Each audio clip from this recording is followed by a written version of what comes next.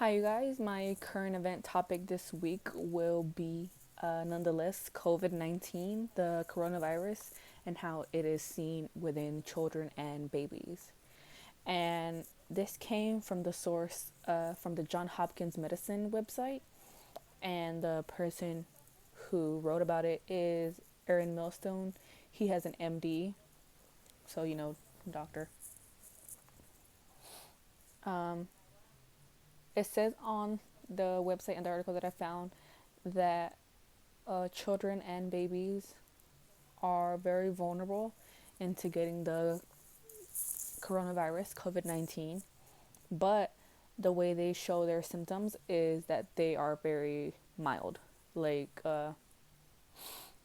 how adults have more severe symptoms like dry cough, fever, uh, and all that other stuff. In children, it's very mild because they're still growing an immune system, so it's getting stronger instead of weaker. And although that doesn't mean that they can't get severe, it does mean that they have a better chance of recovering. Although, just like in the adults, children and babies who have asthma and or diabetes can get more severe symptoms.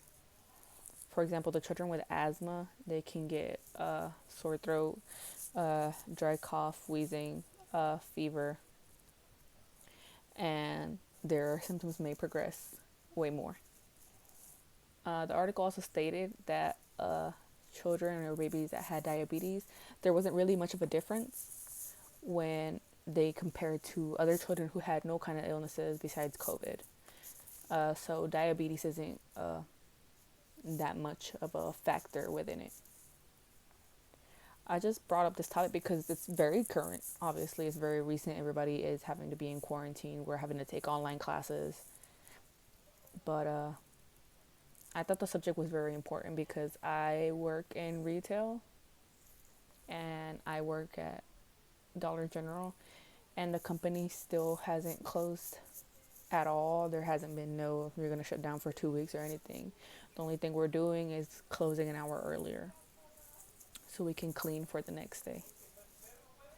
But I don't have no more masks at my job, so there's no way of me, covering myself, and I can't wear inappropriate facial wear or headgear or anything. The only thing I'm allowed to is gloves. And I have a 2-year-old brother at home and a 15-year-old brother at home. So, you know, coming home, having that much interaction with a person, especially when you're on the counter or handing them stuff that they need, especially if the person may be coughing or sneezing, you never know if it's from allergies, the flu, or from COVID, especially now since they just found a confirmed case in Robeson County.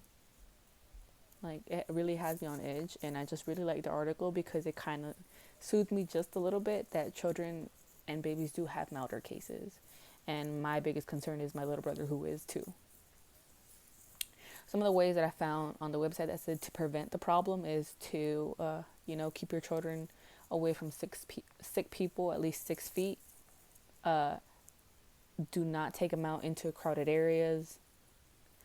Make sure that you're always washing your hands, like, the standard procedures. And since it is small children and babies, if they don't want to wash their hands, they gave some tips as to, like, give them a reward afterwards, like a piece of candy or like a sticker, so they can do that more often.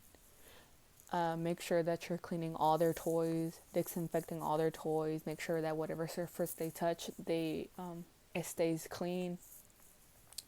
And if the family does contain COVID 19, that just self quarantine and stay away from younger the younger members in your family and stuff like that.